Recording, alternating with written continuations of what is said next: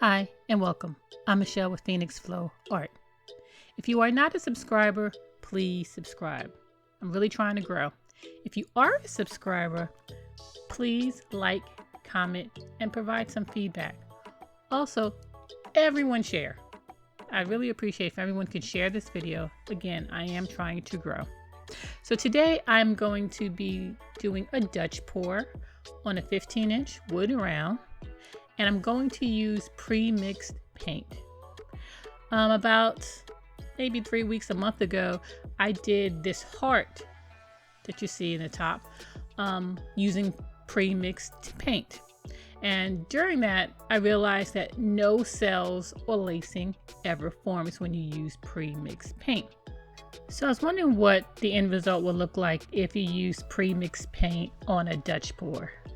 So today we're going to use pre-mixed paint on a Dutch pour. Now, when I started this, I really didn't think about it, but my base coat is not pre-mixed paint. My base coat, which is the titanium white, is my own recipe. It's 1:1 and thinned with water. That's Floetrol to paint.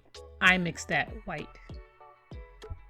So when I started this and I started laying my colors, I noticed a slight reaction starting to occur, and I was a little puzzled by it. So I thought about it, and the only difference was my base coat, which was not pre-mixed paint. So I wanted to do a test.